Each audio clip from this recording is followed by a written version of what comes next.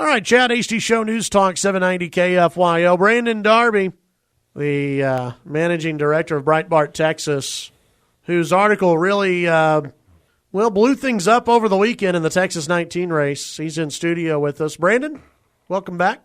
Hey, thanks for having me on. Yeah, absolutely. The story has really expanded from, even when you put it online, to this big press conference, two big press conferences yesterday by Colonel Starr.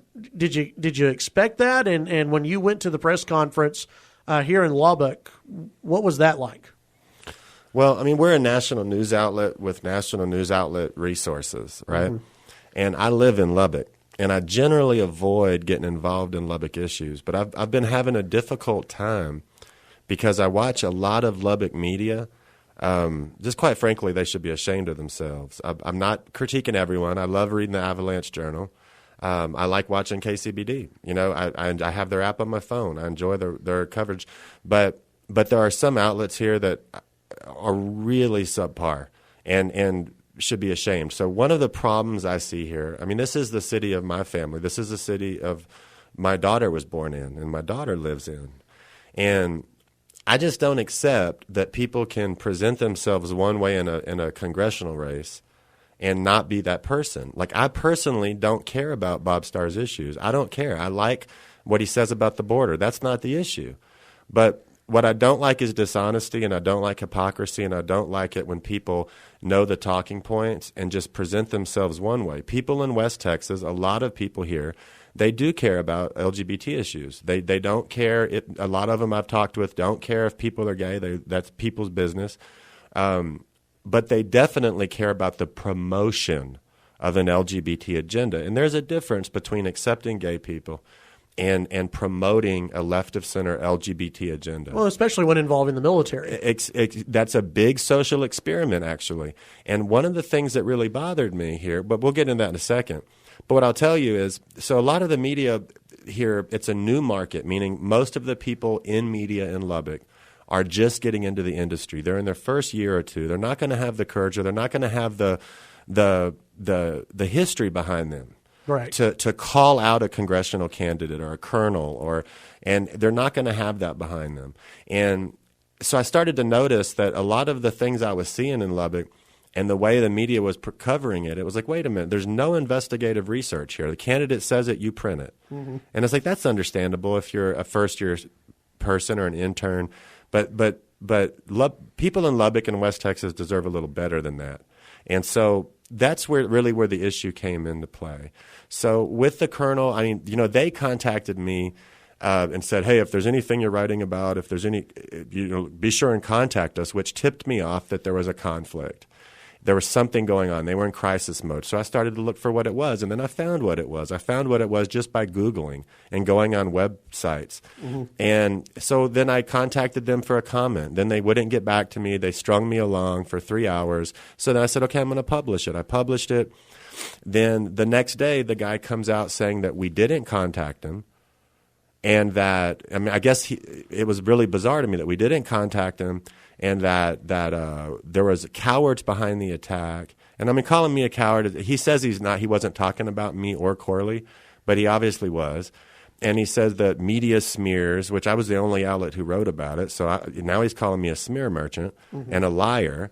And so I was like, no, I'm not going to do it. So I showed up at his press conference. He said what he had to say, his canned speech. And then I stood up and said, my name's Brandon Darby. I most certainly did call you. I have the email thread right here for all the media to see. You're not going to you might be used to this in West Texas where you say whatever you want and people print it, but you're not going to do it to me, buddy. And then we got into this big conflict. And I told him, thank you for your service. No, thank you for wearing the gay pride shirt sprinkled in rainbow glitter paint. And how does the media, because you've had a run-in with some others in the media here, right? Well, it was really bizarre. So then I'm there, and then this lady comes up and starts to be very nice, very pretty lady, identifies herself as Carla Moran, and she then proceeds to tell me that my news organization was a tabloid, basically, had a tabloid headline. She starts to give me advice. And so she's giving me all of this advice, and I know what station she owns. And I'm looking at her stations going, look, you got like 4 or 5% of the market share in Lubbock. You're failing. Your station's horrible, has a horrible reputation. You know, you might be a big fish in Lubbock, but you're not a big fish anywhere, like in comparison with anyone else.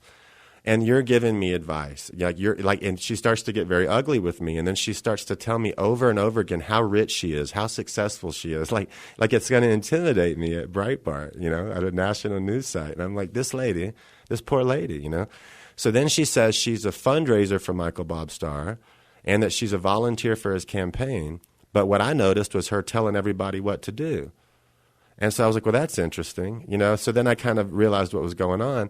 And then last night they put out this piece, Conservative Colonel Michael Bob Starr. I mean, this complete puff piece. And they never even identified in their news article that the owner of their station was his campaign fundraiser.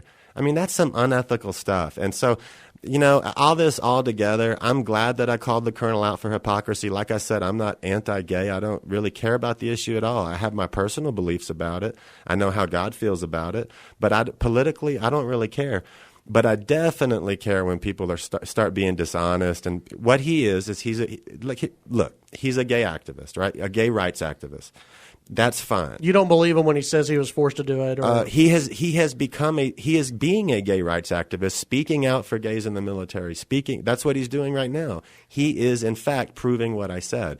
He didn't just allow something, right? This guy, not just one fun run, multiple fun runs, he put on gay pride shirts, sprinkled in rainbow glitter paint, and ran their races with them and actively promoted it. And that's okay, but just be honest about who you are. Don't say I'm not a gay rights activist and hide that from people and then come back later and then start being a gay rights activist. Well, we're about to wrap up the show, but let me ask you this. Have you heard of any other commander of an Air Force base or any other base who has been told they have to participate in a Pride Day run or Pride Day event or participate actively? No, not at all. And not only have we not, but Michael Bob Starr says he hasn't either. He couldn't name anyone either when he was on another radio program locally yesterday.